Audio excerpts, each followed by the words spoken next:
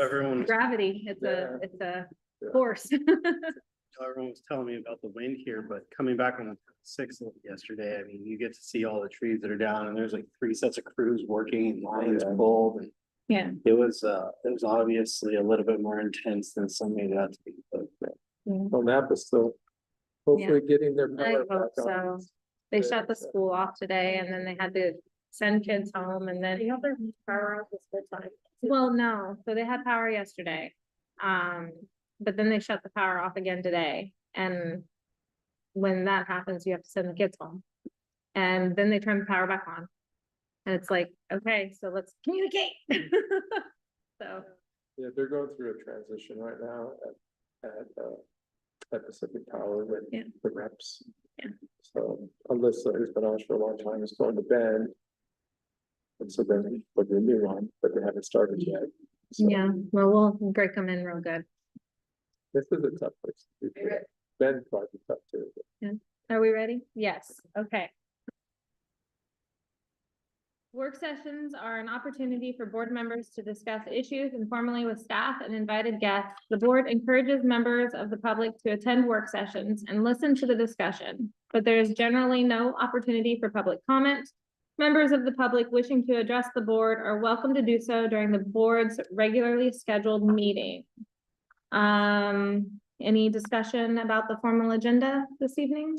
I did want to just mention, Commissioner, about the MOU for Arch Cape. Commissioner Thompson had brought up an edit that was correcting one phrase, and so we did correct that, and Okay. it's It's in the new, okay. So it Excellent. was just changing the geographical name of the community, so to be accurate. Excellent. Any other discussion? That's it. It was the Marnie Beamer Memorial edit. Because Marnie would tell you at great length about the proper geographical names of the places and the divisions. So in her honor, we are correct. We are correct. Excellent. Thank you, Commissioner. Okay, next item, legislative update. Thank you, Commissioner Banks, members of the board. There aren't a ton of updates this time around. The deadline for bills to be introduced was yesterday. So at least we will stop seeing the huge flow of bills coming in. It will continue to grow. For the 2 TLT bills that we've been tracking, there hasn't really been any movement. I know last work session, we noted that Javity's TLT bill was possibly going to get scheduled for a hearing. It didn't end up getting scheduled. But CFM is still working with that committee to get the bill that LOC has been working on to get that scheduled. The HOA bill is tentatively scheduled for March, and CFM is helping us coordinate with Representative Javity, who will be introducing the bill at that public hearing, and then we'll have a few staff that can bring subject matter expertise to that to help introduce the bill and provide some context. But the exciting thing with that is that it was scheduled without any sort of prompting, so people are kind of interested in it. Could I ask about that? I know we have a concern about Fishhawk Lake and the properties that have ended up back with us and the homeowner fees that have come with them that we haven't wanted. Do you know if that's a more widespread issue in the state, or is it just our problem with that one place? I would say, Commissioner, that it could happen anywhere with a foreclosed property that has an HOA. I think what's unique about Fishhawk Lake is that the homeowners' fees are so high because of what happened with the dam. And also some of the foreclosures are coming from the homeowners association. And so it's kind of an interesting environment there, but I think having the HOAs accrue to the counties through the foreclosure process when some of these properties obviously come to us in not good shape and have a cost to them, and then some of them are not really sellable. And so that's the issue with some of the properties. is that they're on steep slopes and they're not marketable. We've even tried to market them for $1 and they don't sell. And part of the reason why they don't sell is because you buy a property and then you have these HOA fees that are really, really high. And so it could happen anywhere, but certainly our reason for working to get this drafted was Fish Hawk Lake is the main reason, so. And my concern about that is that, I don't want to unduly burden that HOA and sink it. Yeah, I mean, the HOA will, I mean, they could own these properties and pay for their portion of it.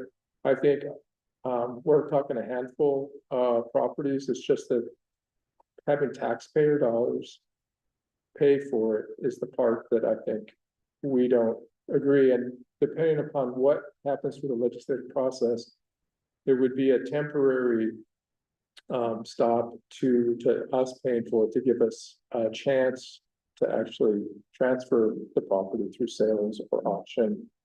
And then they would start accruing again, and then if we could ever sell it, then that would be to the new property owner obligation. So there's a lot that still may happen in this bill, you know, with this bill as it goes through the legislative process, but we aren't trying to undermine the HOA, but the fact is this could happen to anybody, and it's just, I mean, these are taxpayer dollars that are going into something we don't control, which is the foreclosure process. So, yeah. I understand that. We haven't heard anything. I haven't heard anything. I don't know if people know about it or not, so I'll do some reaching out. Our staff reached out. To The HOA, I think that they know that, I mean, we have talked to them Generally speaking, that always happens. I just want. about it before, but yeah, so. Okay. Yeah, and we've talked, they've known how we feel about this, obviously. Yeah. I've had discussions as well, but I haven't heard anything lately, so I wanted to update. Thank you. Thank you. Any other questions? The transportation package is probably not gonna be coming up for a committee hearing until about April. So we'll keep looking out for that, but just a heads up. And, Community Corrections Department is going to be having an informational meeting tentatively scheduled for March 13th. So we'll be going into that, just being mindful of what they're talking about in the budget in terms of allocating reimbursed costs. And then recently a bill HB 3644 was introduced, and it aims to establish long-term state funding for the shelters and housing services currently supported by the governor's executive order. So we're tracking that closely too, because that would create the sustainable funding that would continue what's been supporting like the Columbia and handful of different services that are collaboratively sorted out through our MAC group, which I'm butchering how that goes, but That's good. I feel like. And then I didn't have any other updates. Were there any other bills that you were wanting to talk about or wanting more? There's a bill, in the, I don't know if it's the Senate or the House that wrote it, that talks about, tax breaks for rural, physicians. And I was just wondering if, because we would classify as rural, I was just wondering if you could put that on the docket for kind of keeping our eyes on. And then Is it healthcare workers or? healthcare workers. Okay, Yeah, I think we have a few that we're watching, but Okay. I'll take I'll look Yeah. out for those. the readability of one of them was only a 60, and so I was struggling. So we have somebody who's used to reading these, that would be great. Did you have any? No. Okay. No, I mean, other than the one I heard you testify of, but Commissioner Thompson? Well, I'm trying to think. I get regular communication from the Governance and Revenue Committee staffer about bills that come before our committee. and, you know, to help clue you into how the AOC committee structure works, there are policy committees. There are two co-chairs in each one that are supposed to be different geography and at least different political parties. So there's a balance. So we come to agreement on what we're willing to discuss and work on together and what we'll be at loggerheads at. So the idea is, what can we find to agree on? How do we go forward on those? We have committee principles in each of the policy committees that we apply to legislation. And that helps staff decide on the fly how to respond to them. You can, I mean, it's pretty complicated. So I stick to governance and revenue. We've got a new staffer. I'm not sure how to feed those into you or whether I just keep them. So that's the part I'm trying to figure out how to We do, receive all that. some of what you send us, and then we also receive, additional information from AOC, and that also helps inform what's in the spreadsheets. So, and then if there's anything that the board specifically sees, on the spreadsheet, then we can talk about that more specifically, so. And you're always welcome to forward any emails that, if you're concerned that we might not be on that, email us too. Okay, But well, there were some recently that are in the spreadsheet. Yeah, like I saw your email for the SB 916, because there's an informational meeting coming up on that. So once, I think if that moves to a public hearing, then we can start drafting something that would be submitted, but I don't know. Do you know if AOC was invited to testify at it? I can't, it's too much to keep track of all of the staffers and all of the invitations with all of the things. So I just, I mean, I think the phrase is one nostril above the wave with all of it. The other thing that I'm thinking about in terms of not just our state legislature, but nationally, we're in a period of a lot of uncertainty. And so what I understand is the governor's position is we're just going to, I want to say, keep our head down and keep doing what we're doing here in Oregon, and then see what shakes out of all the federal changes. So I assume that we're monitoring and doing our best to keep track of what's of particular interest to our county and then across the rest of the state. But then the whole national picture is so, again, filled with uncertainty. Yes, and we do monitor all of that. Yeah. So. And once we see a little more clarity on the national side, we'll certainly come and talk to the board. Okay. And we've been talking to our federal lobbyists about what they're saying. So it's just a little early yet to know what's gonna happen, so. Yeah. And I'll include something in the Friday update, that can speak to, CFM just helped us with, I forget what it's called now, because it used to be congressionally directed. It's the appropriations funding, the request. So they helped us with submitting, I think there's 3 different projects. And some of them were repeat projects that you saw previously. So things like the 911 infrastructure for the towers, the Old Mill Road or Old Mill Road, That's a part of the. and then the Westport sewer. money. So, I did have, so I did testify on the child care bill. I was surprised to see OEA choose not to support.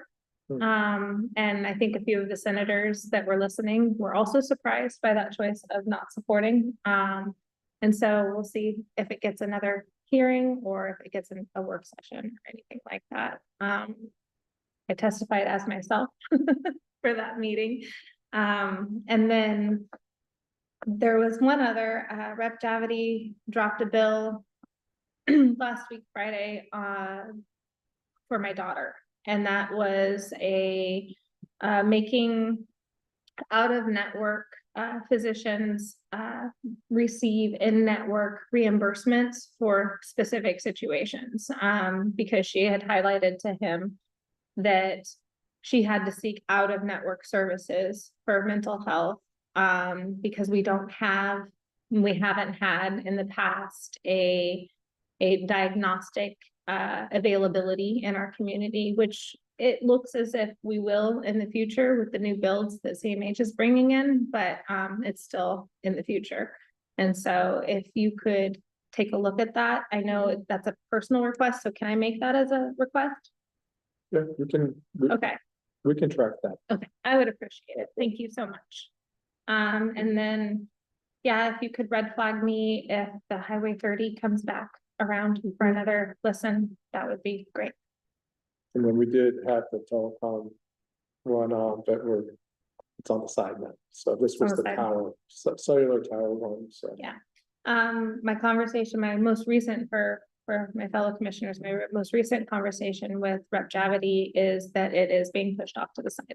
So we'll just see if it stays that way. Yeah, so it'll still be something we watch, but Perfect. Thank you.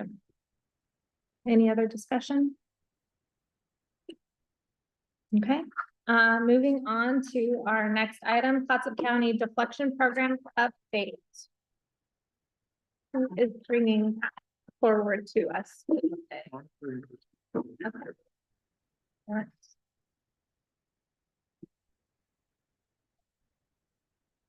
Pointing at you, Teresa, or am I pointing at that one? I'm pointing at that. Right here. Oh, okay. Actually, okay. Sorry.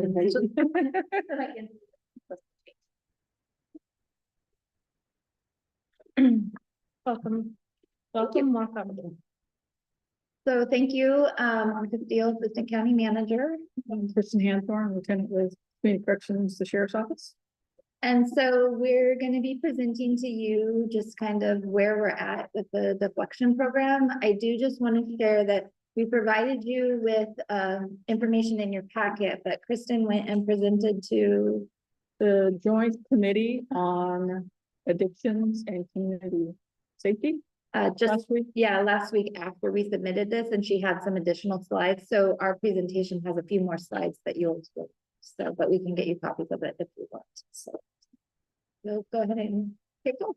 All right, we, in our county, we've been working on deflection, Go ahead. planning, started back in April of last year, with a core group of our deflection team, which was Sheriff Phillips, myself, our deflection coordinator, Kristen Schultz, staff from Clatsop Healthcare, first Amy Baker and now Shira, Rick Martinez, Trista Bowden, Isaiah O'Neill, District Attorney Ron Brown is an active participant also on our work group,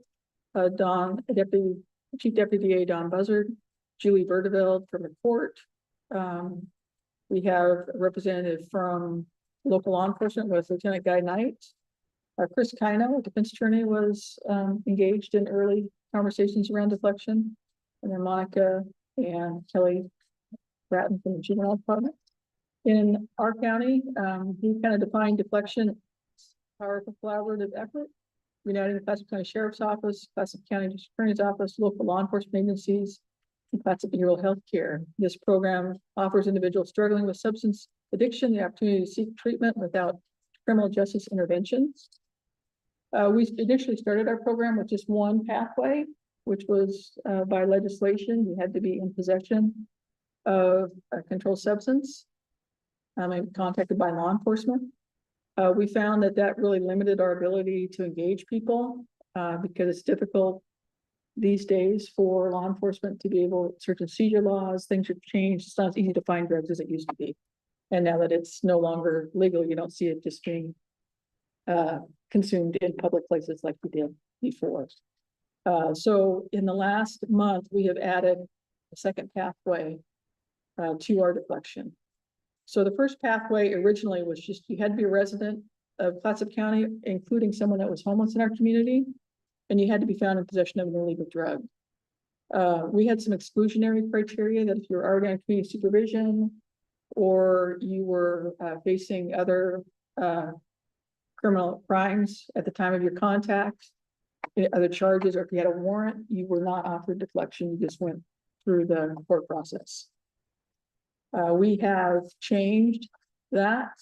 You can go ahead and change the slide. So pathway one now, generally people are referred by law enforcement in lieu of a criminal arrest for the drug charge. As of February, we removed those barriers to allow people that have low-level crimes associated with their contact, like a disorderly conduct or some minor theft with no victim that needed restitution, or we would offer those people deflection. So this has really increased our ability to get people engaged. And we also added the second pathway of just outreach to people that were experiencing substance abuse addiction and wanted help. So now just a mere contact with a person in the community, law enforcement, they don't have to find the drugs, just, or this doesn't have to be even just law enforcement, it could be the DA's office, probation officer, somebody else coming in contact with somebody that wants help. We can cycle them into our budget program.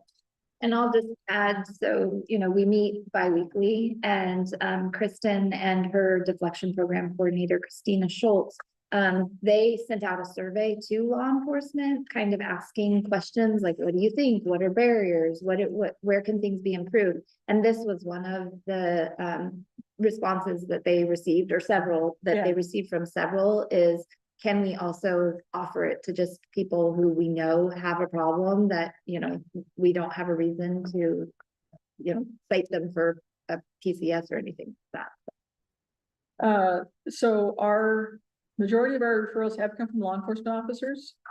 Either the people are contacted because of a call for service or other self-initiated contacts. At the scene, we're able to contact Hudson View Healthcare for a warm handoff where they respond, if available, right to the scene to meet with the person and get them engaged. They also have, law enforcement has the ability to drop them off at one of the rapid access clinics, either in the one in Astoria or down in Seaside. Or if those options aren't available, they're given a report to clinic citation or directive to report to see the clinician within 72 hours. Since September, we've provided training to about 60 law enforcement on deflection on our program, how to get people engaged. We have additional training coming up, motivational interviewing, educating law enforcement on addiction and search and seizure. And we also acquired with grant funds, a piece of equipment to test what products are found. And so there was training them to be able to utilize that piece of equipment as well. So that way we can make sure. So now within minutes, the officer can identify that this is fentanyl, this is meth, this is cocaine. And whereas before we had to package it up, send it to the crime lab, wait for months. People that are charged with possession of controlled substance, you know, the DA's office doesn't file until it gets proved that it's drugs. And so now with this, we have a more rapid identification of what the drugs are. So we have just a copy of the deflection citation. It's kind of hard to see, but what we did add to that is a place for them to sign and to agree that they want to go into deflection, and gives them the reporting information. Our deflection goals is to get people connected to treatment and supports and not solely focus on the abstinence from all substances. We're looking at a more holistic approach, or we're looking for quality of life improvements, getting them housing, harm reduction, progress towards individual treatment goals, focusing on the personal goals of the client, including substance use disorder and mental health treatment. And to be successful, they have to be engaged with us for 90 days and be making progress. So they don't have to be totally abstinent, but they just have to be engaged, proving that they can show up, go to the groups, make progress. And that if they're charged with a crime of possession of controlled substance, those charges, once they complete that, will be completely dropped and expunged.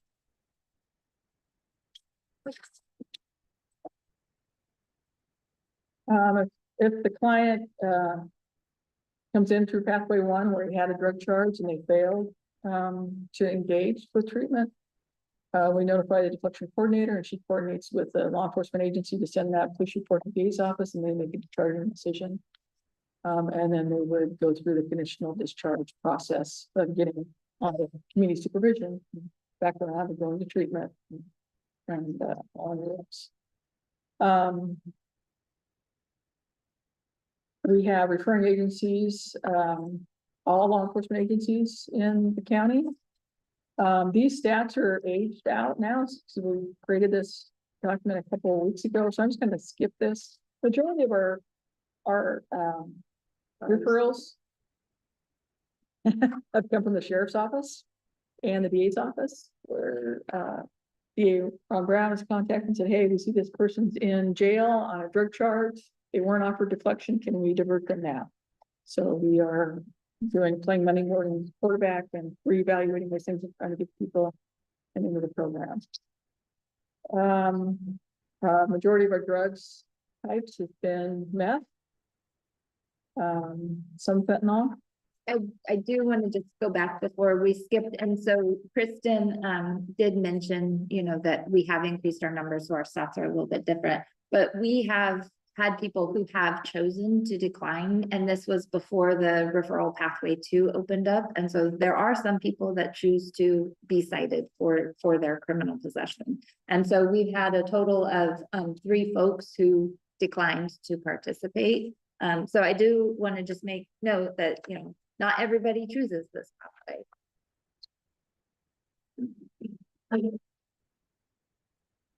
We're finding that the majority of our clients have been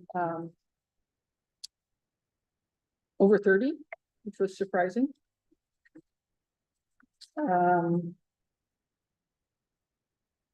And similarly, the younger that they are, the more likely they would be to decline the program. It's kind of early, talking about residents at time of contact. We don't have a lot of numbers here, so we're not really seeing a trend. But a lot of them are, a majority of them are staying with friends and family or have a residence.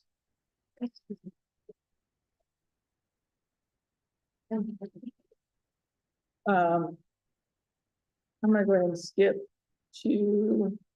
I know, it's like super sensitive. It's easier to read up there than it is on these things. But we do have a slide on Class B healthcare and what they're doing with people doing frequent UAs, individual sessions, group therapy. Some people have gone to detox, some people have gone to access to inpatient treatment programs, and have utilized some of the medications for urges and cravings. I'm just gonna add to that. So a lot of people think, oh, so you just are, you know, CBH is seeing them and that's the end of it. They check in and, oh, okay, nothing's happening. But this just goes to show because, again, our stats were at the time 6 people participating in the program. So based on that information for those 6 people, to have 1 person go to in-person treatment as well as detox out of 6 people, we see that as a win. And then you also are looking at the number of engagements and touches. And so not every person that CBH is seeing needs to have the same level of commitment. Some people, you know, it's early on in perhaps their venture with drug use and they were caught early on, and this is straightening them out and getting them to where they need to be. Some people it's going to take a little bit more. So the person who, you know, hasn't been as actively using might only need to be meeting once a week, where somebody else, we want to make sure we're engaging with them. So they're checking in 2 to 3 times a week. And then again, the number of UAs, like Kristen said, we're not necessarily looking for a clean UA, but what they are looking for is, are you still using? And in many instances, there have been, as the UAs have been happening, decreased use, or you are no longer seeing meth or fentanyl. You might still see marijuana, but you're not seeing some of the other drugs. And so this is just going to show that there is active engagement by the participants with CBH peer services. And those participants also, we've had graduates that have been homeless at the beginning. We've also had people come into our program and graduate that had a job, you know, that had housing. And so we're hitting both gamuts. It's not just homeless individuals out committing a lot of crimes. We're getting a lot of different variety. Since, since we've expanded our eligibility, by broadening the criteria to allow people that are already on supervision, community supervision, like withdrawal probation, or, people that have other drug or contact and then have other crimes that they're committing. We've seen a increase where we had, this started in September. So that's 5 months, and we had 6 people. Just since we changed this month in February, we've almost doubled that. We are up to today, we have 12 people engaged. And that doesn't include the 3 people that have failed. And It doesn't include the 3 people who graduated. so that's 18 people that we have engaged with deflection.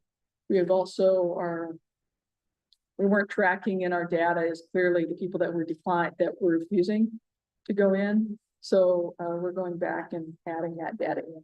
So I don't have, I think, is it only 3 that have refused? Yeah, that as previously. Yeah. We're finding that the warm handoffs with Hudson Behavioral Healthcare really improves the engagement, and they can talk to a peer, someone with lived experience right there. It helps get them connected. Some of our staff at CBH have history with these same people. So it's like a reconnection of, hey, I used to be a treatment, let's try this again. I've been a treatment provider, or, you know, they know the players.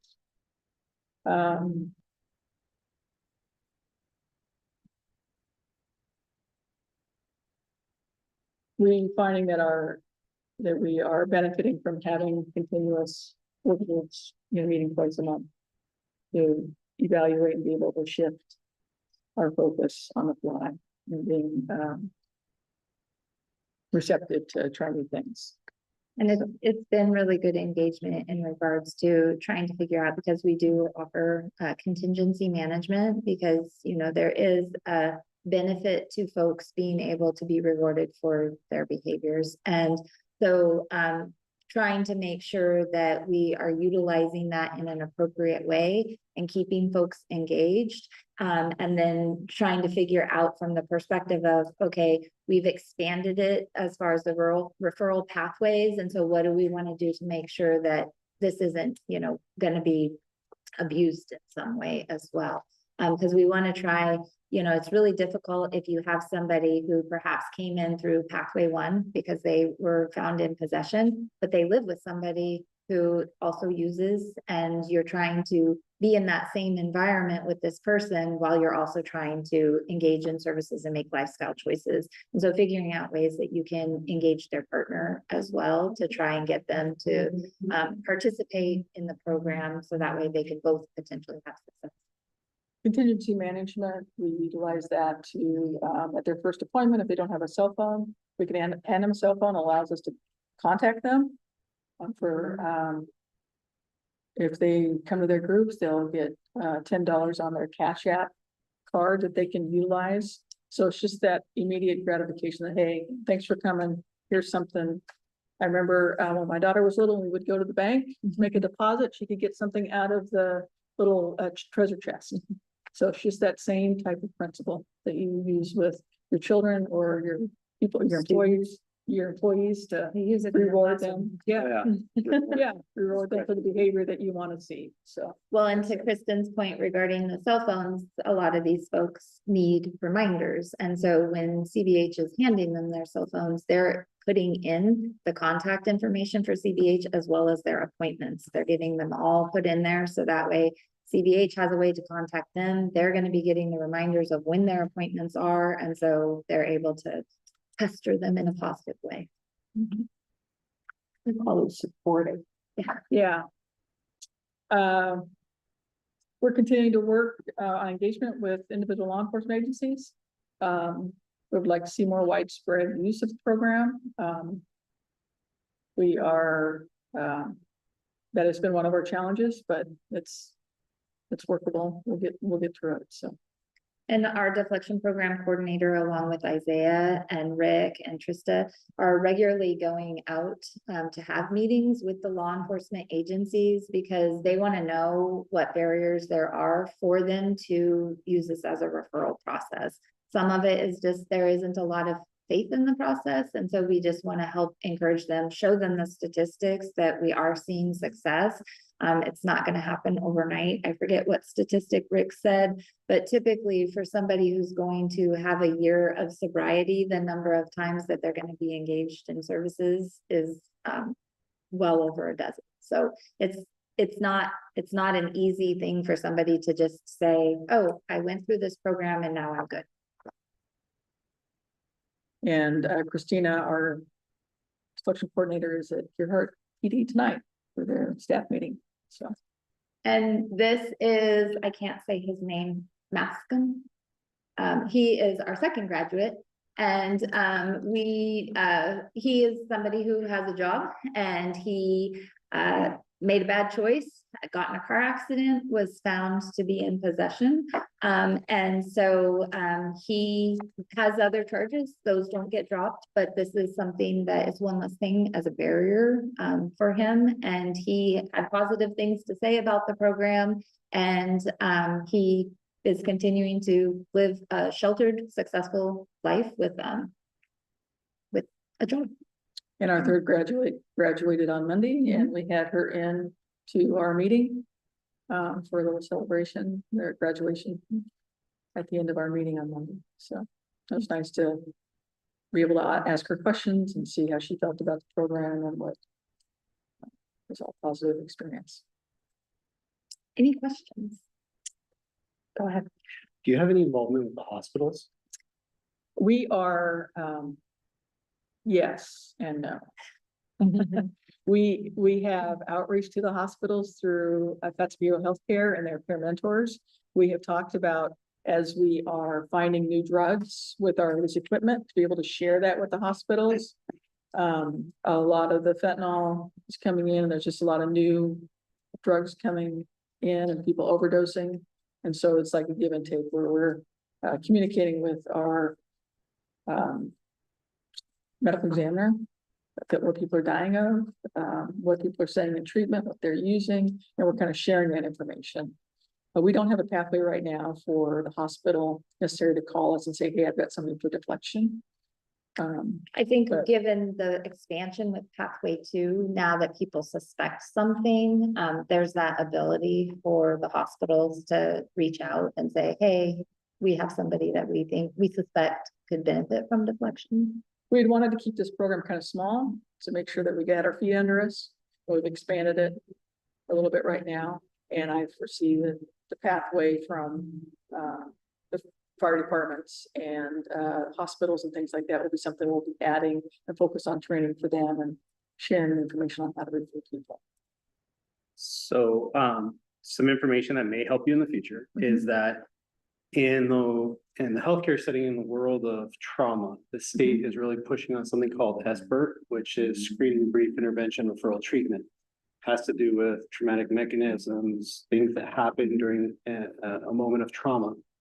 The data suggests that when there is a drug or alcohol comes back on board during a traumatic event, say like a car accident, that the intervention during that period of being hospitalized has a significant chance of improving the treatment pathway following that traumatic mechanism. So even though it may not be something immediate, that may be a pathway you want to look into, just like making yourself available to the hospitals so that when a patient comes in, something happens, they get tested, they screen positive, the hospital knows they can also utilize you or somehow put you in touch, or the social workers use you, or whoever it is. And so it doesn't have to be the healthcare worker himself, but the state's pushing on the trauma hospitals to really follow up on that. And it's something that they're getting looked at in surveys. So just That's helpful information. We work closely with the Allison at CMH and Leah down at Providence. Yeah. and they're in the process of becoming a trauma hospital, so they're going to be under the same microscope that CMH is. So just FYI. What about CCA? Is there a mechanism for them to provide referrals? I know since they're dealing with the unhoused and getting housing for a lot of folks, I know that there could potentially be some touchstones, for them in that process. Is there a way to explore that, or is there already a methodology for them to provide a referral? There is already a process for them to provide a referral just directly to CBH, Okay. not through deflection. Right. So to speak, so this is just deflection, just one more layer of our community and communication. Again, it's something that, OSHU is, kind of being mentors to all the deflection teams. And it's something they're kind of pushing is those other pathways of hospitals and other social service agencies and things like that. So I foresee that in the future, that's probably where we'll end up. Right now that, Joint Committee on Addiction, and Community Safety are looking at best practices around the state. We testified before them last week, along with 3 other counties. Tonight, they're having another hearing with 4 larger counties, presenting their programs. And this group is kind of tasked with finding out what the best practices are, what's working. And I foresee that the next time that we apply for our deflection grant, we're going to have some other parameters about what we can do and what's found to be successful. So we're hopeful that Clatsop County will be one of the communities that can lead the state and showing them what really can work. I think it's amazing. Well, a couple of things. I really appreciated the presentation that you made when we had the visiting county commissioners coming from Deschutes and Wasco counties, because they're influential in a lot of different ways. So, and it was a really brilliant presentation. What I'm wondering though, when we talked with our veteran services officer, he didn't know about this. And I would think that the unhoused veteran population or the veteran population in general. So he said he was going to reach out to you. He was going to mention it in case he didn't, because he is actively involved in our treatment courts. Okay. As our VSO associated with that, we have a veterans track and for treatment courts. So yes, he's in our office at least once a month. We see him. So there's plenty of opportunity for us to sit down and talk with him about it. And I followed up with him right after that, and so he's aware of it, and so he knows about, and like Kristen said, he works closely with them, and so just the terminology. So the right roadmap to get. Yeah, because again, he wasn't the pathway previously, or, because you had to be law enforcement. And so looking at how we can expand it, and if he suspects there's potential for somebody who would benefit from it, that's a conversation we can have with Chris. That's great. And the third, I have these hotspots in various parts of the county where neighbors call and let me know that there are problem properties where they're like a magnet for some kinds of bad behavior. Is there a special focus you can make to those community hotspots? I don't know if it fits in this new deflection path, but I've heard a lot for a long time with neighbors. With really some heartbreaking problems that they're dealing with. That would be, I think the first call for those people would be to their local law enforcement agency to raise the flag and say, hey, we need help in our community. And we currently work, and that might be the impetus for some of these law enforcement agencies to, hey, I can go to this neighborhood that I already patrol and focus on this and get people in deflection. Yeah, because maybe they were frustrated before because there wasn't an avenue, and so there wasn't the feeling by the neighbors that their concerns were being heard. So maybe now that it wasn't illegal before, so it's just now. It's only been 5 or 6 months in where it's illegal again. So well, and to Kristen's point, as far as the legality, it still would require, because law enforcement can't just approach somebody's private property. And so, unless there's a reason for them to go onto the property for some other type of illegal activity, there are other barriers. Yeah, there are other barriers. Does it count if the hypodermic syringes are rolling out from certain property and the other neighbors? I mean, And just go passing cards out. Yeah. You know, it's just been a big problem and I'm delighted that you're there at your success. They've done really well. It'll be an uphill thing, and obviously it's like, you may only have one that succeeds a year or something like that. Your ratios may be low, but at least you help somebody. Yeah, and I have to say, I was looking at some of the materials for tonight's presentation by some of those larger counties, and one of the counties only had 5 people engaged, 15 people engaged in their deflection program to date. I'm like, wow, little Clatsop County is kind of showing some people up a little bit. What about our non-residents that get dusted up into the system? What happens to them? Our deflection coordinator can reach out to that community where they reside Okay. and kind of help refer them. As far as if they are found in possession, it would start with they would get charged, it would go before the district attorney's office, but there is a pathway of communication line to link them up with Christina and get them connected to their program. And while they're residing with us, say they're, you know, in the jail, are we able to provide them with the start, I guess? Yes. Of deflection? Yeah, well, we could start them with the jail MAT program. Okay. Getting them, you know, an injection to help them with their drug withdrawals. And yeah, then another pathway, we have a gentleman that came into our office yesterday, who's on community supervision. He had drugs in his pocket and he ended up going to jail because he had a warrant, but he's been offered deflection. And he will probably start with the jail MAT, get out and go into deflection. Wonderful. So it's just using all the different programs to work together and interventions. All the tools in the toolbox. Yeah. Thank you for throwing everything at the wall. See what sticks. Thank you. Thank you. Very hopeful. Thank you. It appears that there is nothing else on our work session agenda, so we can reconvene in 13 minutes. So we'll take a break. So there's food in the kitchen if you're hungry.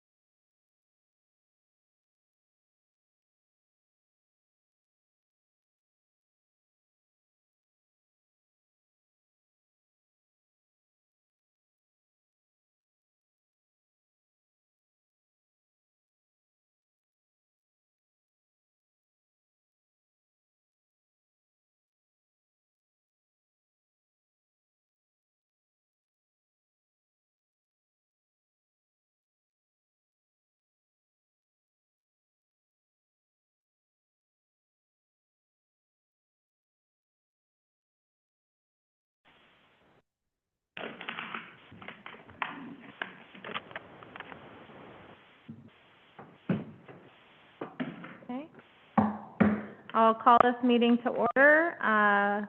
The Board of Commissioners, as a governing body of Clatsop County and all Clatsop service districts for which this body so acts, and as the Clatsop County Local Contract Review Board, is now meeting in regular session.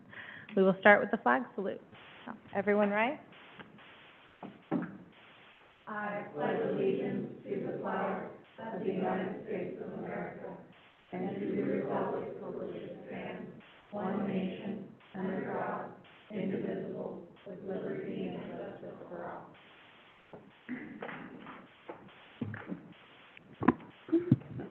Clerk of the board, could we have the roll call? Yes, Vice Chair Banks, Here?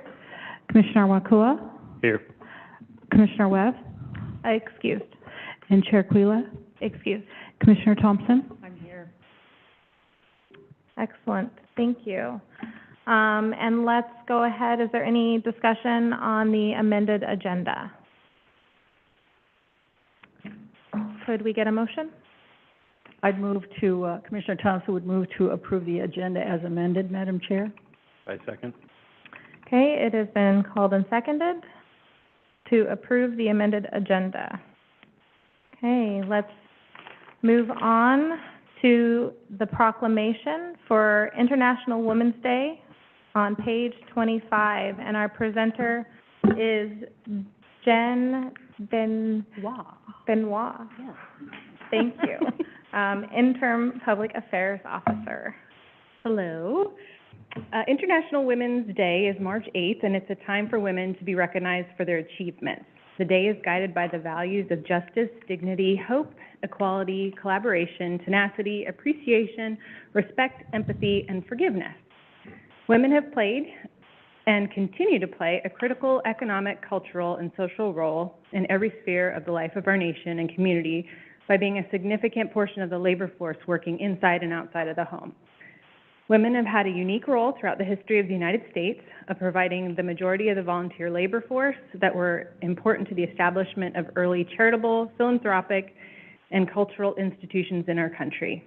American women of every race, class, and ethnic background serve as leaders for social change and have honorably served our country in the military.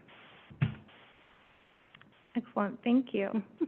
Any discussion? Chair, I move to approve the resolution and order proclaiming March 8, 2025 to be International Women's Day and authorize the chair to read and then sign the proclamation. Is there a second? I second. Excellent, it's been moved and seconded. All those in favor, signify. Aye. Aye. Okay. Motion passes to approve the resolution and order proclaiming March 8th, 2025 to be International Women's Day and authorize the chair to read, then sign the proclamation. The Board of County Commissioners for Clatsop County, Oregon, in the matter of proclaiming March 8th, 2025 International Women's Day. Whereas on March 8th, 1857 in New York City, female textile workers marched in protest of unfair working conditions and unequal rights for women in one of the first organized strikes by working women, during which they called for a shorter workday and decent wages. And whereas on March 8th in 1908, women workers in the needle trades marched through New York City's Lower East Side to protest child labor, sweatshop working conditions, and demand women's suffrage. And whereas the first International Women's Day was held in March 1911, a day of celebration that belongs to all those committed to women's equality. And whereas, according to the U.S. Bureau of Labor Statistics, for every dollar earned by men, women earned just over 85 cents. And according to the U.S. Census Bureau, as women age, their likelihood of living in poverty increases.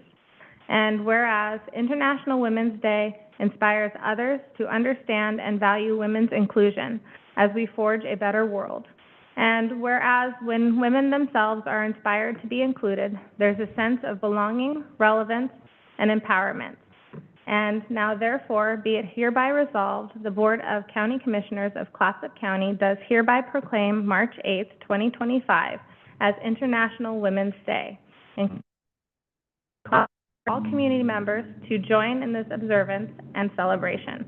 honoring the contributions and many roles of women throughout our nation, and standing with them in as they call for equality, dated this 26th day of February 2025. Thank you. Thank you. Well, that was pretty fun. We will move now into business from the public. This is an opportunity for anyone to give a 2-minute presentation about any item on the agenda, except public hearings, or any topic of county concern that is not on the agenda. Clerk of the Board, are there any members of the public signed up to speak remotely? No, there are not. Okay. Is there anyone signed up to speak present here? No, there are not. Okay, thank you. Then we will go ahead and move on to our consent calendar. Has everyone had a chance to observe the consent calendar? Any discussion? No, I have none. Madam Chair, move adoption of the consent calendar as presented. It has been moved and seconded to adopt the consent calendar. All those in favor signify with an aye. Aye. Aye. Consent calendar adopted. Let's go ahead and move on to commissioner reports, and we'll start with Commissioner Thompson. Thank you, Madam Chair. There was a town hall meeting last Saturday at the community college. It was standing room only. There were people turned away at the door who wanted to be heard. I think this is a time when there is enough confusion and concern and doubt and distrust that all we can do is hope to listen to one another in ways that develop our mutual trust. I appreciated the reporting. I appreciated the content. I heard a comment near the end that scared me because I thought it was a call to violence.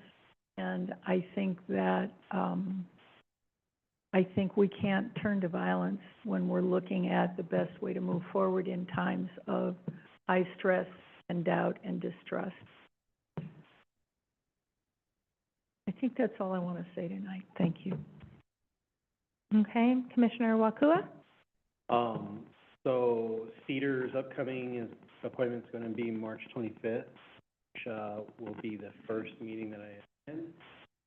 And then the Property Value Appeals Board, the other assignment that I'm working, they're working on setting an appointment, but it has not been set. So it probably is gonna be April 1st, but there may be some issues scheduling that's on. So most likely beginning of April. Excellent. Report back after that. Excellent, thank you. For me, I met with the CFEDC last week, Tuesday, and the discussions circled around a new appointment of chair, and they mentioned that they were going to reach out to Teresa or Monica and give the list of new appointments for chair, vice chair, and treasurer. And then they discussed also the leadership tour, which I hope everyone can attend because that's an amazing tour that they put on each year for the leaders in our community, but also in the state. Then right after that meeting, I progressed over to the 4-H and Extension Advisory meeting and was able to listen to a lot of new programs that are being presented or being elevated this year, one of which is for our children. It is, if you guys have seen at the Sunday market, they have a booth for children only to do their, to market the products of their creation. And so it's an entrepreneurship program through the 4-H Extension, and it has gained traction in Seaside also. And so hopefully you'll just see more and more of our children showing up at the Sunday markets. I'm not sure what day Seaside's market is, Wednesday, and kind of growing and learning as children. I know my kids started when they were 9 doing that. They've since quit because it's a large obligation for children when they have other interests and activities, but they really enjoyed it, their 3 years as little entrepreneurs. So that was fun to listen to. The Small Farms Program was also a good conversation surrounding that, and everybody was just discussing their highlights from their program. And you can, if you're interested, I can forward the notes and the transcript from that meeting. Then moving on, I had an FTLAC meeting last Friday to discuss leadership and changes in the HCP. So the leadership discussion was in regards to ODF's management. We all know Cal Makamoto resigned, and Kate Skinner from Tillamook has taken his position in the interim. There is a bill that has been launched by the governor to appoint a state forester that does not have to be a forester, and that it would be appointed by legislature or Senate. I think that obviously combined legislature and Senate, appointed by our state representatives. There was concerns mentioned during that meeting just regarding possibly politicizing that position. I personally mentioned not wanting to have a pendulum swing of leadership, just determined by how the structure of our government is at that time. Chair Kelly spoke towards, I would say, consent of the thought process of having the governor and state legislators pass that forward and have that put into place. But what that does state also is that either the state forester or the deputy forester has to be a forester by trade or have experience as a forester. So that does not remove leadership from actually having on-the-ground knowledge. So, I mean, my personal feelings on it, I stated during the meeting, there's concerns, but I think we all just need to list all of our concerns so that everybody is thinking about it. I think we need to try to prevent unintended consequences of decisions if possible.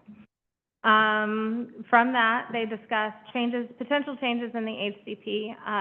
What ODF discussed was adding more species to the HCP. My personal concern is that would have an unintended consequence of further constrictions for our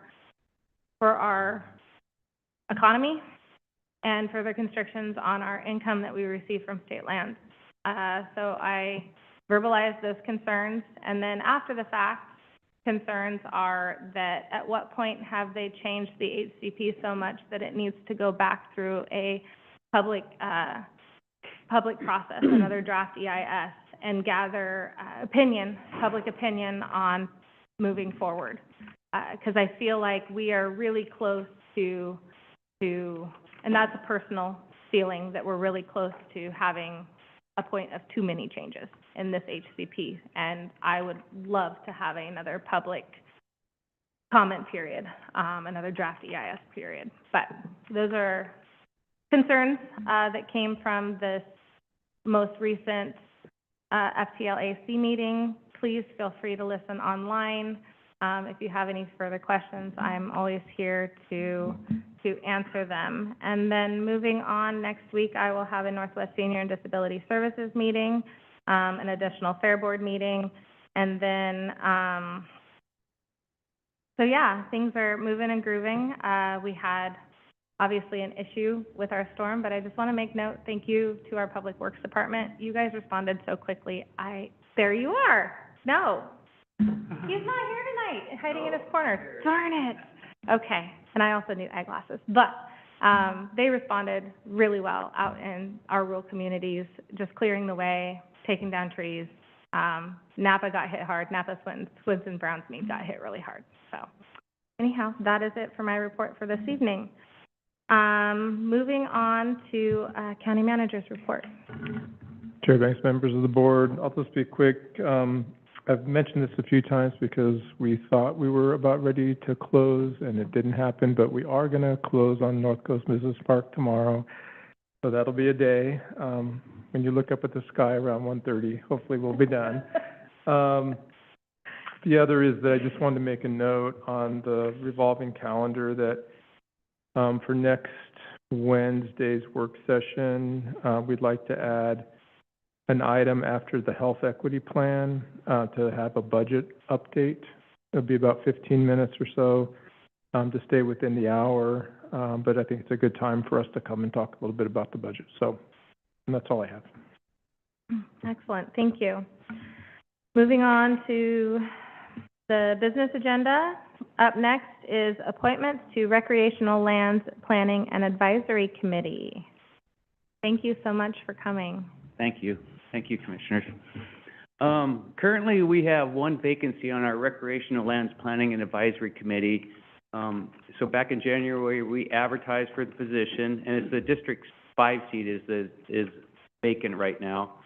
We advertised back in January, and we received 2 applicants, and one is Michael Hinton, who was filling that District 5 position. He is looking to be reappointed. And then we had Tyler Lingstad also, and he's from District 3. He works for the City of Astoria Parks. Back to Michael though, he's been with our committee, with the Parks Department since like 2006. He was part of our Parks Master Plan. He's served on our committee for several years, several terms. He's a good member of our committee. And if you don't have any questions, I'm just looking for an appointment of one of these members to our committee. Commissioner Thompson? Madam Chair, if I could, I try not to be too narrow-minded about representation, but District 5 is over half the geographical area of the county, and so I feel pretty strongly that it does behoove us to keep a good committee member who represents that broad swath of territory, and I do hope you can find a home in some fashion for that well-qualified additional volunteer from District 3. Yeah, I think we can. Any further discussion? No, I guess, yeah, we did, discuss this, and I think that generally speaking, changing the workflow and bringing in a new person is almost a setback. It can cause disruption to progress that has already been made or already in motion. And I do think based on Tyler Langstad, his application, exceptionally qualified. And I agree with Commissioner Thompson that utilizing him in a different approach would be amazing, and maybe there's some subcommittee or something you could, share opinion and expertise with. But I think that, from my opinion, Michael Hilton would be the best bet as far as keeping in that position. And I would concur with both of my fellow commissioners. So I would hazard a motion. All right, I move that the board appoint Michael Hinton to fill the county-wide position. Second? Second. Excellent. It has been moved and seconded to appoint Michael Hinton to fill the county-wide position. All those in favor signify with an aye. Aye. Aye. Steve, can you stay there for 2 seconds? Okay, Sir? thank you. Steve, Yeah. if I might, so Steve has been with the county providing great leadership to our natural resources program, and Steve is retiring Oh. effective Friday. This Friday. 2 more days. That was quick. And so I just want to recognize Steve in front of the board for his leadership. He's a valuable employee for the county. He's been somebody who I personally rely upon in a lot of different ways, and he will be missed greatly. So I just want to thank Steve for his years of service. He obviously had a Coast Guard career before he had a county career, so he's had a life of service. And I just want to recognize him for that and just say thank you for everything. Congratulations. Yeah, thank you. Yeah, well earned.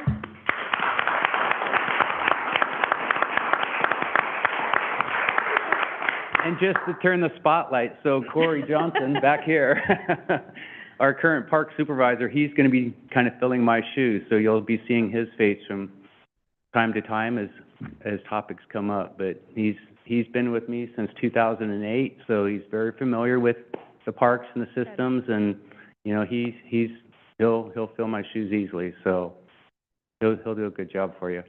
Well, thank you very much. Thank you. Both of you. Thank you. play instead of just being a recreation guy. Instead of just talking about recreation. That's why he has such a big smile. Excellent. All right, we will move on to our next topic, which would be large county road event application for the 2025 Reach the Beach on page 44, and Jay Blake will be presenting for us this evening. Vice Chair Bangs and members of the board, thank you very much for this opportunity. Before you this evening is the authorization of a large county road event permit for the 2025 Reach the Beach fundraiser. The staff has received an application form and an initial deposit. The application form was deemed complete. The fundraiser, they're anticipating approximately 700 riders with 20 support vehicles along the route. Our Community Development Department Director sent out notification to all of the affected fire departments and county departments, and we did receive responses back from several of them. The recommendation is to approve the county road event application for this item for Saturday, May 17th, 2025, with the conditions of approval that were included in your packet in attachment C, and a deposit of $6,765.81. That I'll close. Excellent. Is there any discussion? Just, Commissioner Thompson? well, you know, it's kind of the standing joke among the Emergency Preparedness Committee that the Hood to Coast is our annual planned catastrophic rehearsal event. How does this compare in size and complexity and impact? It's significantly smaller in terms of the number of people who are involved. I believe there's around 1,100 12-member teams that come running and driving this direction for the Hood to Coast. This will be 700, so it's quite a bit smaller than the scale of the Hood to Coast. Well, and it's for the Lung Association, which is always a good cause. So. Yeah. Is there any further discussion? Motion?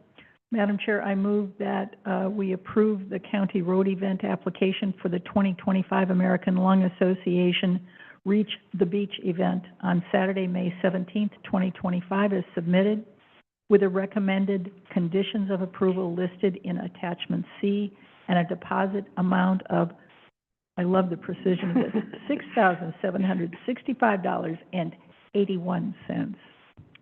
I second. It has been moved and seconded to approve the county road event application for the 2025 American Lung Association Reach the Beach event on Saturday, May 17th, 2025, as submitted, with the recommended conditions of approval listed in attachment C and a deposit amount of $6,765.81. All those in favor signify with an aye. Aye. All those opposed? There's nobody here. Thank you very much. Thank you. Okay, moving on to the short-term rental application fee revision on page 66, and Gail Hendrickson will be our presenter. Thank you. Good evening, Commissioners and Vice Chair Bangs. At your January 8th meeting, your board continued this item till this evening, and we have been doing some research as staff. We have not yet had a full opportunity to get that information out to you or to meet with Commissioner Wakua. Therefore, we're asking that you continue this item to March 26th. Okay. Any discussion? Okay. Motion? Well, it's your thing. You get to do that one, huh? I motion to approve To continue this item to the March 2025 Board of Commissioners regular meeting. I second that motion.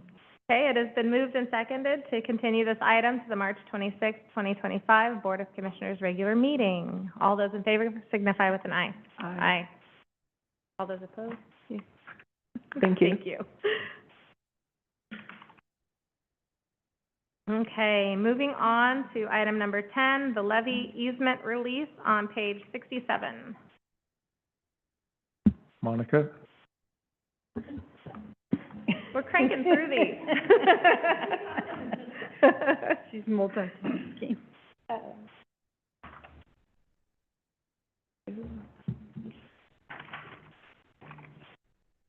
I'm sorry.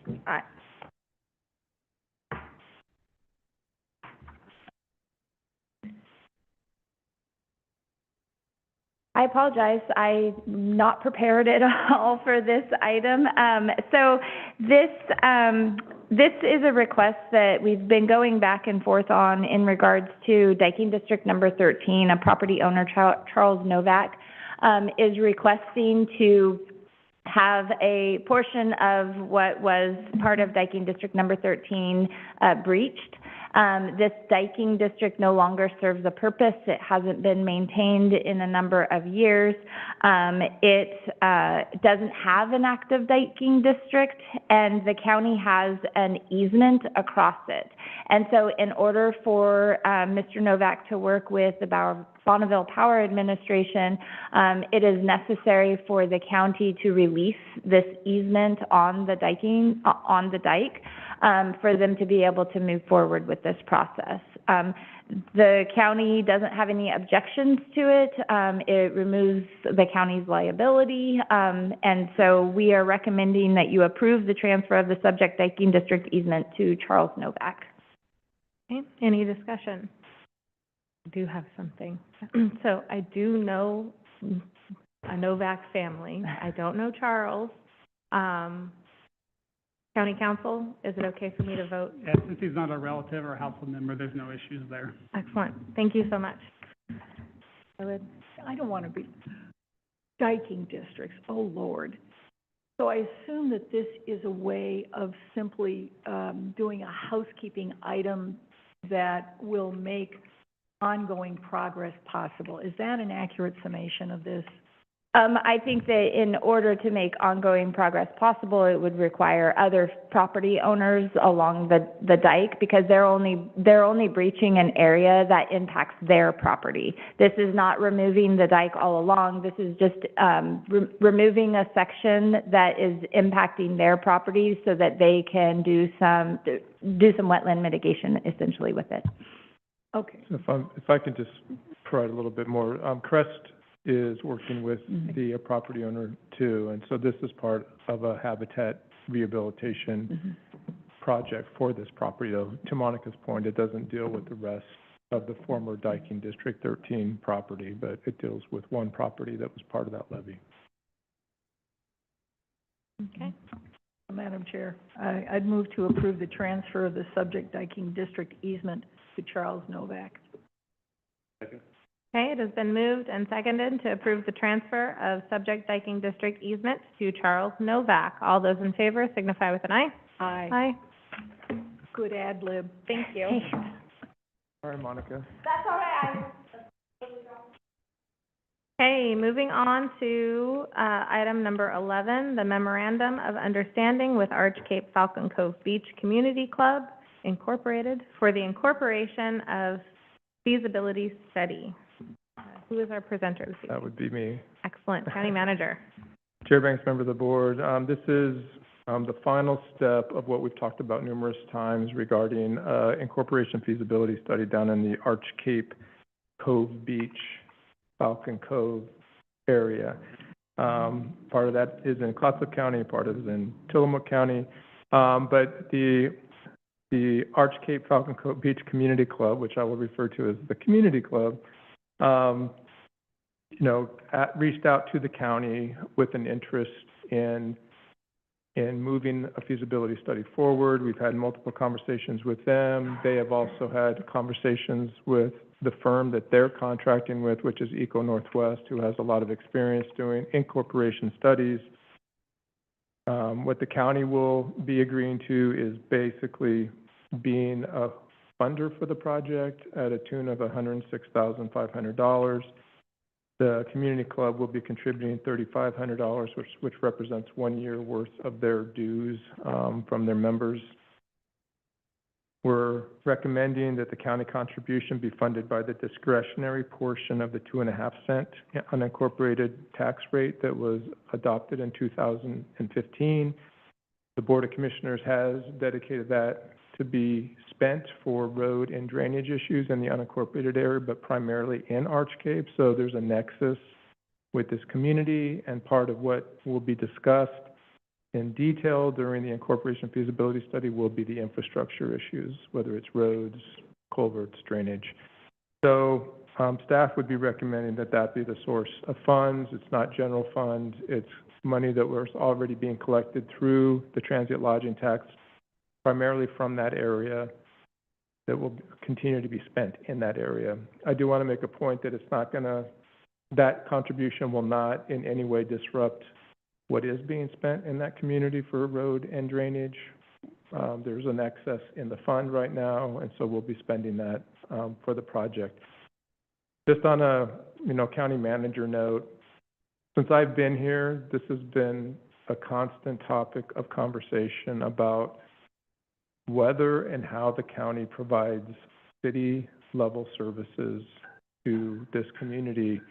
And I just think that in the long term, having the feasibility question asked and answered is very important for the community to have a choice on how they want to move forward. And then if it does or it doesn't move forward, the county can continue to be a county.